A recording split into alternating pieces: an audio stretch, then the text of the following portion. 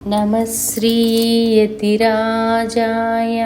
विवेकानन्दसूरये सच्चित्सुखस्वरूपाय स्वामिने तापहारिणे. So మనం అంతరంగ అన్వేషణలో April 26వ తారీఖున నేటి సద్భావన అనేది చూద్దాము. అనుభవం ద్వారా సంపాదించిన జ్ఞానంతోనే మనం జీవించగలము అని అంటున్నారు.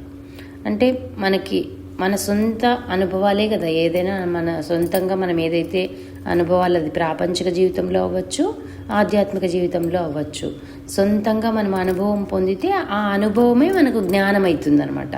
కాబట్టి ఏదైనా అంతే కదా. ఇప్పుడు శ్రీచక్ర పూజ నేను చేస్తూ ఉంటే నాకు ఒక అనుభవం వస్తుంది.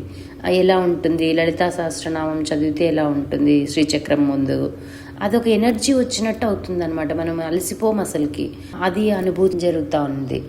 అంటే అది ఇచ్చిన గురువుని బట్టి ఉంటుందంట. మనం ఏదో షాప్లో కొని తెచ్చుకొని పెట్టుకుంటే అది వేరు. కాబట్టి ఒక క్వాలిఫైడ్ గురువు దగ్గర తీసుకున్నాం అనుకోండి, మంత్రోపదేశం తీసుకొని శ్రీ విద్యలోకి ప్రవేశించి అప్పుడు శ్రీచక్రం తీసుకొని వాళ్ళు చెప్పిన పద్ధతిలో పూజిస్తే మనకు అనుభవాలు అవన్నీ కలుగుతాయి. సో కాబట్టి ఏదైనా సరే మన అనుభవమే మన జ్ఞానం లాగా మారుతుంది అనేది చెప్తున్నారనమాట. పాఠం ఏం చెప్తున్నారంటే, అరువు తెచ్చుకున్న జ్ఞానం అనుచితమైనది. సో ఊరికే మనం ఏదో ఒక బుక్లో చదివి ఒక లైన్ పాటిద్దాము అంటే అంత ఈజీగా ఉండదన్నమాట. మన అనుభవం మీద ఆధారపడిన జ్ఞానాన్ని సంపాదించుకోవాలి. అందుకే ఇప్పుడు మనము అదే లలితా సహస్రనామాలు టీచింగ్ ఒక వేరే గ్రూప్ స్టార్ట్ చేశాం కదా, ఒక 3 ఉన్నారని చెప్పాను కదా. వాళ్ళకి హోంవర్క్ ఇస్తుంటే ఎంత బాగా చేస్తున్నారు, వాళ్ళకి దాని గురించి మాట్లాడమని కూడా చెప్తున్నాను అనమాట. Acceptance is divinity, expectation is human అనే లైన్ ఇచ్చాము. 3 వారాలు అది చేయండి అంటే చక్కగా చేస్తున్నారు వాళ్ళు. చేసి మళ్ళా మెసేజ్ పెడుతున్నారు అనమాట. ట్యూస్డే ఆ క్లాస్ ఉంది కదా, సో మండేకంతా వాళ్ళు వాయిస్ మెసేజ్ పంపిస్తారనమాట. వాళ్ళకి అది అనుభవము. వాళ్ళు ఆ లైన్ని వాళ్ళ జీవితంలో అనుష్ఠించేటప్పుడు వాళ్ళకి ఏమి ఇబ్బందులు వస్తున్నాయి, ఏం ప్లస్లు జరుగుతున్నాయి. ఒకరేమో సహనం పెరుగుతూ ఉంది అంటున్నారు, ఒకరేమో ఆవేశం తగ్గుతూ ఉంది అంటున్నారు, ఒకరేమో కోపం తగ్గుతూ ఉంది అంటున్నారు. అదంతా వాళ్ళ అనుభవంతో తెచ్చుకున్న జ్ఞానం కదా, అదనమాట. కాబట్టి ఏమంటున్నారు, ఏదో ఒక దానిని తెలుసుకోవటానికి వేరొక చోటుకు వెళ్లాల్సి వస్తే ఆ జ్ఞానం మనకు సంబంధించినది కాదు. మనకు ఎల్లప్పుడూ తోడుగా మనతో నిలిచి ఉండేదే నిజమైన జ్ఞానం అనమాట. ఈ రోజు వచ్చింది జ్ఞానం రేపు మర్చిపోతున్నాము అంటే ఆ కాన్సెప్ట్ అది మనది కాదు అనమాట. మన సొంతంగా ఏదైతే మన దగ్గరే ఉంటుందో ఎల్లప్పుడూ అదే నిజమైన జ్ఞానము. మనకి ఎప్పుడు గుర్తుండాలన్నమాట. అది అవును కదా, ఇది చేస్తే ఇలా ఉంటుంది, ఇలా ఉంటే ఇలా ఉంటుంది అని మనకు అనుభవం వస్తేనే మనకు తెలుస్తుంది కదా. ఇప్పుడు మీరు 90 days లలితోపాసన చేశారు, రాధిక అండ్ అనిత, మీకు ఒక అనుభవం అనేది వచ్చింది కదా. అది చేయని వాళ్ళకి అది అర్థం కాదు కదా. కాబట్టి ఏదైనా మన సొంతంగా మనం చేసిందే మన జ్ఞానం లాగా మారుతుంది అని చెప్తున్నారనమాట. అది మనతో కూడా తీసుకుని వెళ్లే దీపం వంటిది. కాబట్టి ఆ జ్ఞానం మనల్ని వదిలిపెట్టి పోదు, మనతో పాటే ఉంటుంది ఎప్పుడు కూడా. కాబట్టి ఆ ఒక్క దీపమే అన్ని విషయాలను విశదం చేస్తుంది. కాబట్టి కొంచెం జ్ఞానం సంపాదించుకున్నామంటే అదే మనకు అన్ని రకాల తోడు నీడగా ఉంటూ మనల్ని డైరెక్ట్ చేస్తుంది అని చెప్తున్నారనమాట. దానినే మనం వివేక జ్ఞానము అని అంటాం.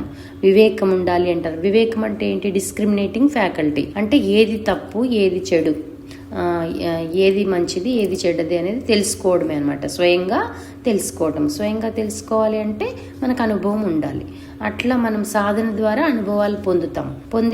పొందిన అనుభవం మనకు జ్ఞానమై మనకు దారి చూపిస్తుంది అనమాట. ఎప్పుడైనా మన లైఫ్లో ఏ కష్టం వచ్చినా ఆ జ్ఞానాన్ని మనం వాడుకుంటాం అనమాట. అది ఇక్కడ చెప్తున్నారు. ప్రార్థన. హే సర్వజ్ఞాన మూల, మౌనంలో నిన్ను గ్రహించే శక్తిని ప్రసాదించు. కాబట్టి మనకి చెప్పుకున్నాం కదా, మనం కూడా పూజ బాగా గంటలు చేస్తూ ఉంటే లాస్ట్కి మనకు జపం చేస్తూ ఉంటే ఆ జపం ఆగిపోయి మౌన స్థితి అనేది వచ్చేస్తుంది అనమాట.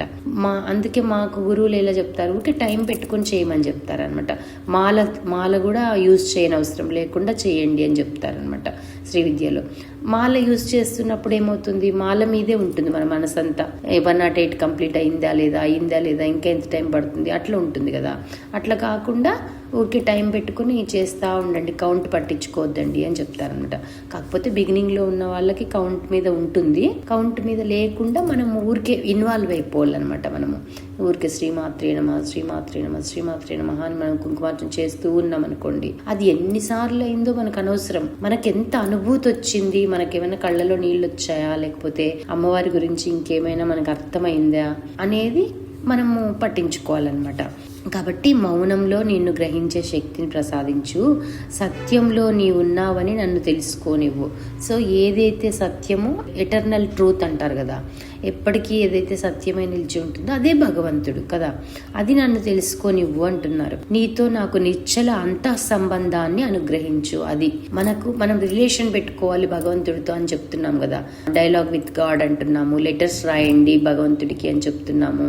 ఆ లెటర్స్ రాయడం కూడా చాలా బాగుంటుంది అనమాట. అది ఎట్లా ఉంటుందంటే అసలు మనకు మనిషి ఎదురుగా ఉన్నట్టే అనిపిస్తుంది అనమాట. మనకి అంత అనుభవాలు జరుగుతాయి మనకి. కాబట్టి అది కూడా చాలా మంచిది. కాబట్టి నీతో మంచి అంతఃకరణంతో సంబంధం మనం భగవంతునితో ఏర్పరచుకునేలాగా అనుగ్రహించు అంటున్నారు. నా మనస్సును ఊర్ధ్వముఖం చేసి నా హృదయాన్ని పవిత్రం చేయి. ఊర్ధ్వముఖము అంటే పై చక్రాలు అనమాట. కుండలినిలో పైకి వెళ్లేలాగా చూడు నన్ను. కింది చక్రాల్లో ఉంటే ఏమవుతుంది, కేవలం ప్రాపంచిక జ్ఞానం మాత్రమే ఉంటుంది, ప్రాపంచిక విషయాల్లో పడి కొట్టుమిట్టాడుతూ ఉంటాము. అట్లా కాకుండా మన చక్రాస్ దాన్ని కుండలిని ఎనర్జీని ఇంకా పైకి తీసుకెళ్తా ఉన్నాం అనుకోండి, అప్పుడు మనకి ఇంకా మంచి జ్ఞానం వస్తూ ఉంటుంది, పవిత్రం, మన హృదయం పవిత్రం అవుతూ ఉంటుంది. అంతా మన జీవితమే ఒక పూజలాగా మారిపోతుంది అనమాట. నా దృష్టిని అంతర్ముఖమనర్చి నీ సత్య దర్శనం నాకు అనుగ్రహించు. కాబట్టి అంతరంగ బహిర్ముఖానికి అమ్మ కనిపించదు అనేది ఉంది కదా మనకి లలితా సహస్రనామంలో కూడా. కాబట్టి నా దృష్టిని అంతరంగం వైపు తీసుకెళ్ళు, నా సత్యం ఏమిటి అనేది నాకు తెలియనివ్వు అని చెప్తున్నారు. శాంతిని, పరిపూర్ణ ఆనందాన్ని నన్ను పొందని. కాబట్టి ఎంతో ప్రశాంతమైన మనసులాగా అయిపోతుంది అనమాట మనకి. కాబట్టి ఎవరైతే బ్రహ్మముహూర్తంలో లేచి మనము ఆ పూజ, జపం కానీ ఆ ధ్యానం కానీ చేసుకోగలిగితే చక్కగా స్నానం చేసేసి చేసుకోగలగాలన్నమాట. కనీసం 41 days అలా పెట్టుకుని కూడా చేసినా కూడా చాలా ప్రశాంతంగా ఉంటుంది. ఆ టైంలో ఏ డిస్టర్బెన్స్ ఉండదు కాబట్టి మనకి కూడా పనులకు ఆటంకం ఉండదు కదా, మన ఇంట్లో పనులకు. కాకపోతే కొంచెం అలసిపోతాము, తర్వాత కాసేపు పడుకుంటే సరిపోతుంది అనమాట. మధ్యాహ్నం ఎప్పుడైనా కాసేపు పడుకుంటే సరిపోతుంది. ఆ బ్రహ్మముహూర్తాన్ని మాత్రం మనం మిస్ చేసుకోకూడదు అనమాట. చాలా ఎనర్జీ ఉంటుంది. కాబట్టి ఈ శ్రీచక్ర ఉపాసన ఇలా చేసేటప్పుడు కూడా బ్రహ్మముహూర్తంలో చేస్తే కూడా మంచిదని చెప్పి ఎక్కువ యూనివర్సల్ ఎనర్జీని ఎక్కువ లాగుతుంది అనమాట ఆ టైంలో. శ్రీ యంత్రం మనము అలా చేసుకోవడము మంచి పద్ధతి. కాకపోతే ఓపిక అన్నీ ఉండాలి దానికి, మనకి ఇంట్లో పరిస్థితులు అనుకూలించాలి అదనమాట. కాబట్టి ఇది ఈరోజు నేటి సద్భావన.